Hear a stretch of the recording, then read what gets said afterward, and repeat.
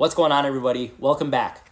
I have a lot to cover in this video, but to get started, I'm going to tell you guys really quickly what we're going to be looking at today. For those of you that are like myself, at some point in time during ownership of your 4Runner, you've probably had the thought of upgrading your tires on your 4Runner. I'm going to tell you guys later on in the video what I did to support 34-inch tires on my vehicle. I just made the switch from 33s to 34s. There was cutting, there was welding, there was all sorts of crap that had to take place. But what we're going to look at primarily after I cover that is what you need to do when it comes to end caps. I'm going to be doing a giveaway in this video, so stay tuned. But I want to talk real quick about my 4Runner. Since my last video, I've done a lot of work to my 4Runner because I wanted to get it done before the winter season, and I was very successful in doing so. So let me tell you what I did real quick.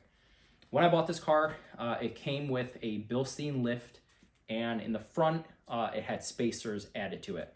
I didn't really like how the car was driving, coupled with the fact that the lower control arms I know were seized when I bought the vehicle. Reason being, if you look at my previous videos, my tires were worn out beyond belief. And that's because the lower control arms were seized and I could not get it aligned and adjusted properly. So I was kind of putting it off getting new tires because I had to upgrade the suspension first. But again, since my previous video, I have fixed all those issues. So what did I do? Well, if you come over here, I started with doing an RSG body mount chop. I cut it and then had my buddy weld it, and then I ground the body mount for about 2.5 hours. So it looks dirty because it has undercoating on it, but that now allows for larger tires and more clearance. And then if you come over here, I went with JBA upper control arms and then an Icon 3.5-inch coilover in the front with an Icon lift in the back as well, or suspension, I should say. But the car drives phenomenally now. I did replace the lower control arms with the stock lower control arms, brand new, with new hardware. So I finally was able to upgrade the whole suspension. It was very costly and it kind of hurt. But new upper control arms, new lower control arms, and new coilovers in the front, and then new springs and everything else in the back.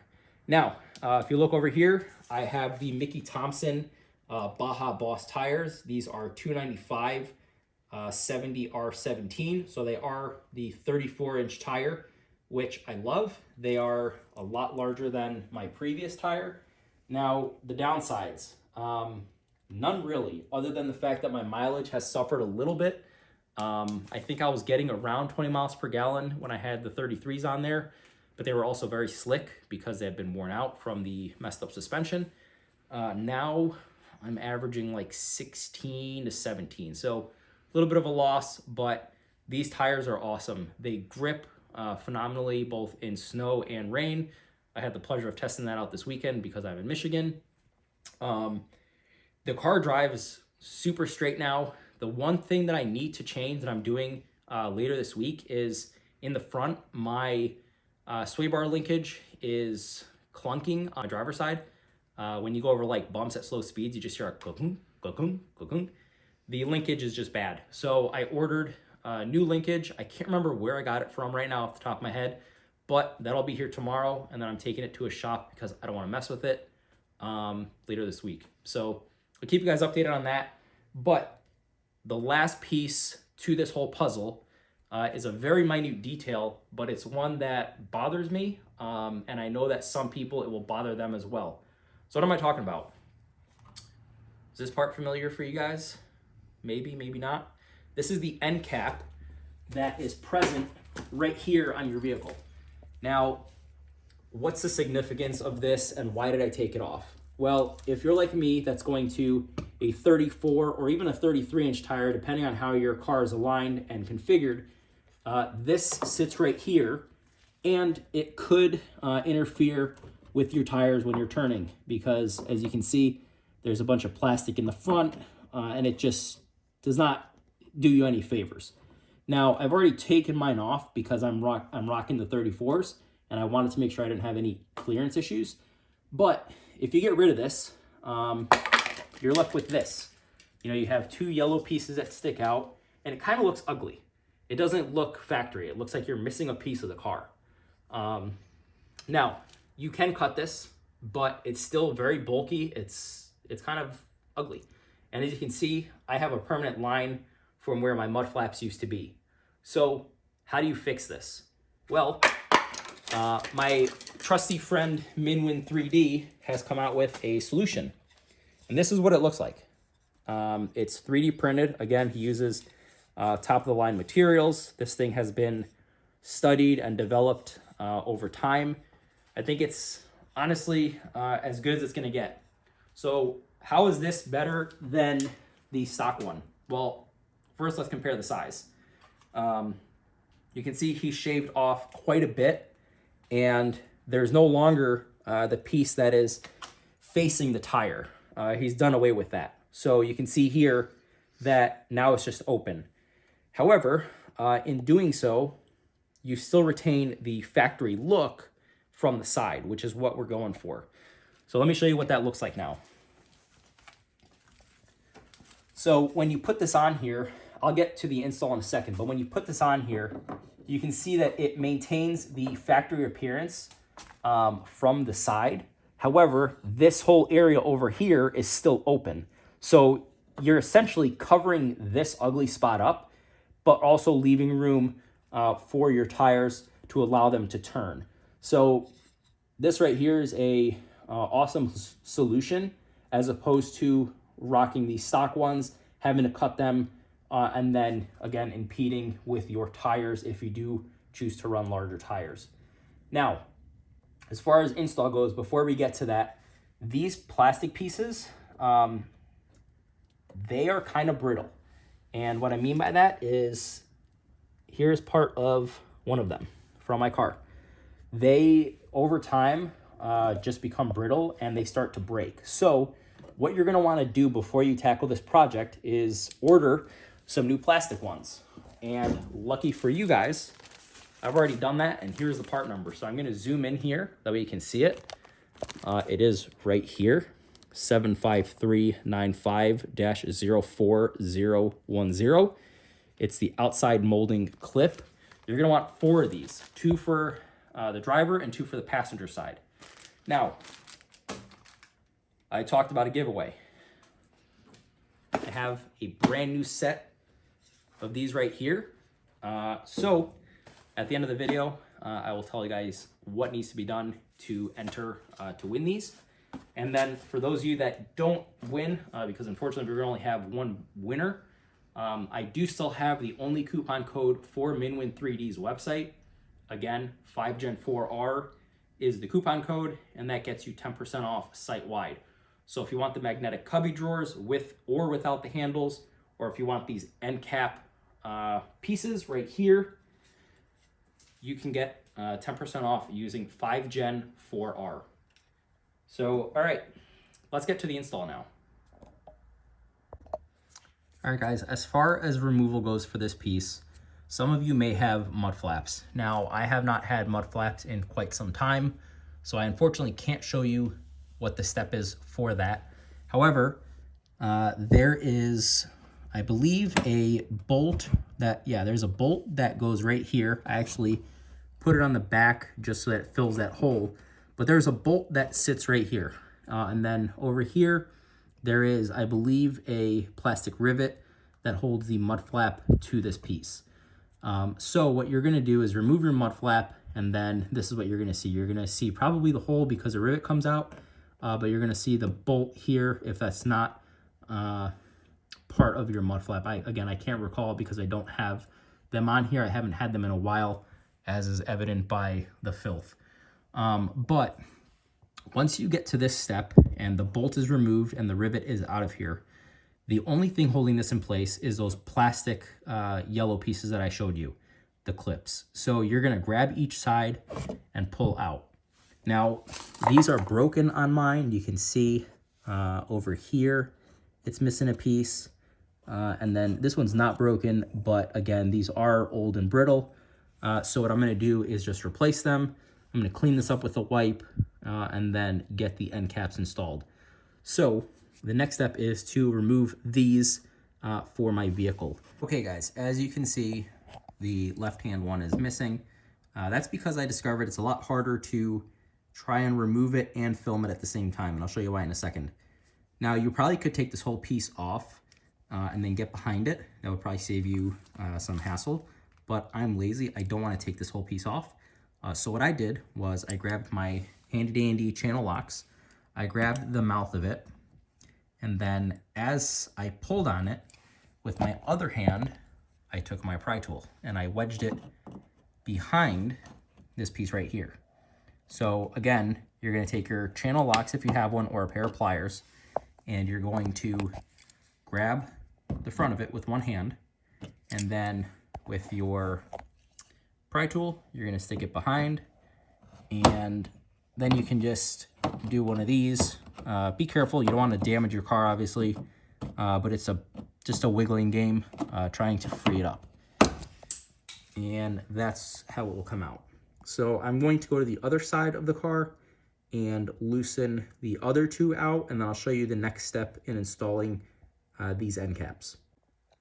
All right, with those yellow clips removed, the next step is you're gonna get a Clorox wipe and you're gonna clean the top piece right here. The reason why you're gonna clean this is if you look at the trim piece that you're gonna put on here, the end cap, there is double-sided sticky tape on the top of it. Now, if I flip this around and then bend it back, you can see the double-sided sticky tape is at the top, and when it gets pushed into place, that is the area that's gonna be making contact with. So you're gonna wanna clean that off. Now, I used Clorox because, as you can see, my car is pretty dirty right now. I have not washed it in a while, and I wanted to get all the major stuff off with the Clorox wipe. Now, in the box, you get obviously two pieces left and right. You get a QR code that shows the installation, and then you get two alcohol prep pads. Now, again, these new pieces do not come with these pieces right here, the end caps. You need to buy these separately from Toyota. I know you can buy fake ones off Amazon. I cannot promise the fit if you do buy them from Amazon. I think I paid $5 each, which is kind of steep for these pieces of crap from Toyota. So I spent 20 bucks on these plastic pieces, but I'm gonna replace them now and I will never do it again. So now that the Clorox wipe has had time to dry, I am now going to take the alcohol prep pad, which I have in my hand right here, and I'm just going to prep the surface. Now, excuse the shakiness. It's hard to record and clean at the same time. You can see that it is taking more off. So again, just take your time. Make sure you clean everything up nice, because you want to promote the best adhesion to the double-sided sticky tape as possible. Now, keep in mind also that, yes, the double-sided sticky tape is going to be holding it in place. However, what is really going to be holding it in place is these plastic clips. There are two holes for those plastic clips, so a majority of the I guess hold is going to come from those clips, and this is just going to ensure that it stays nice and snug in place. So I'm going to go ahead and clean up the whole area, not just this piece up here, because I have the pad and there's no point in not doing it. So yeah. All right, now that that is nice and clean, with the exception of right here, the next step is to put the new plastic trim pieces back in. Now, these do go a certain way. This is how they go. You want the clips that fold inwards on the side. Do not install them vertically. You're going to install them sideways. So to install it, you're literally going to grab it, make sure it's sideways, push it in place. Same with the one on the left-hand side. Actually, that's backwards. So double check your work, because these do look the same. You're going to make sure the clips are sideways and then push it in place. So now those are in place.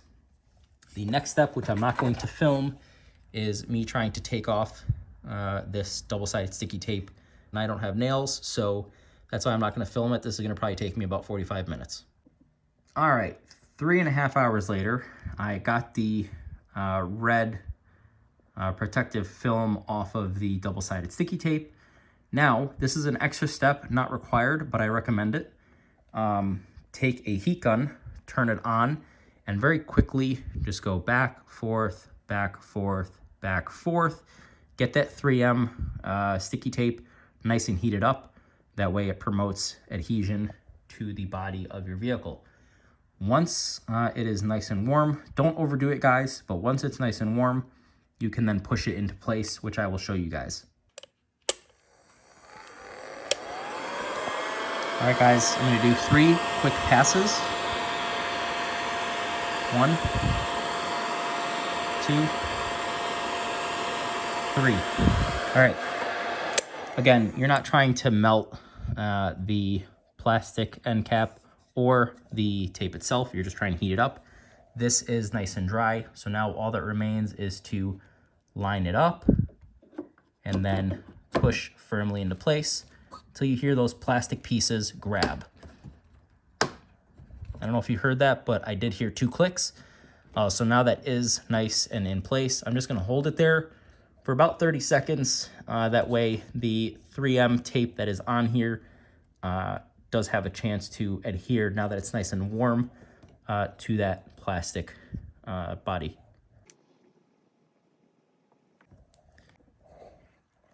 All right, as you can see, at least from the side, that is in place.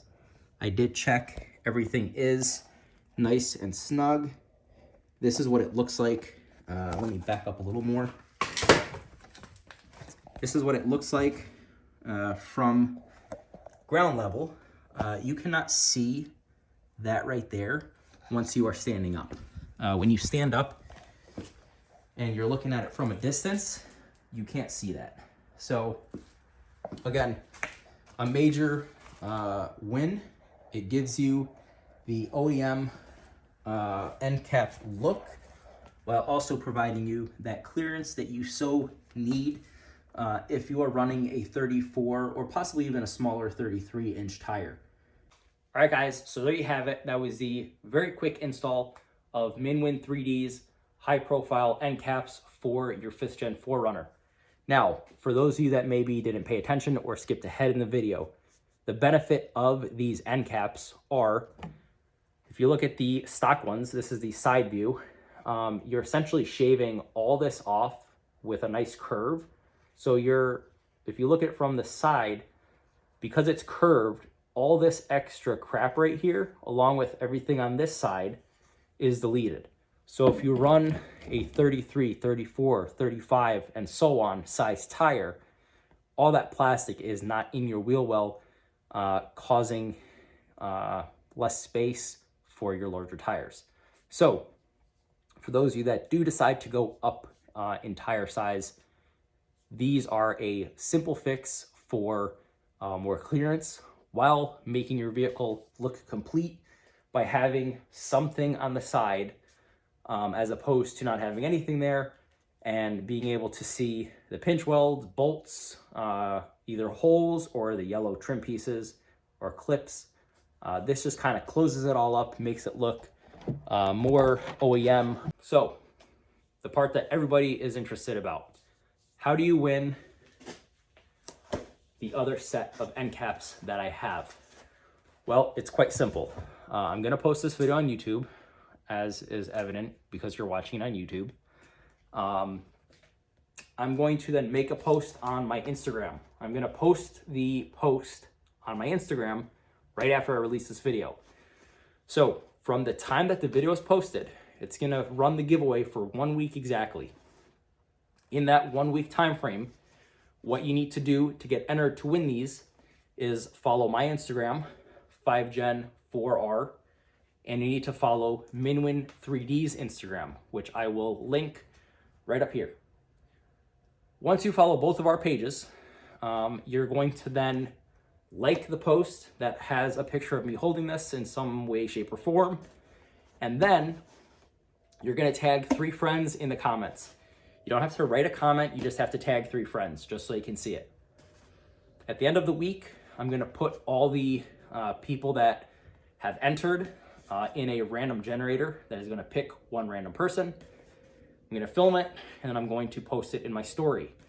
I will then notify whoever wins the giveaway, and once we identify who wins, I'll make it public, and then I will ship this to you at no cost.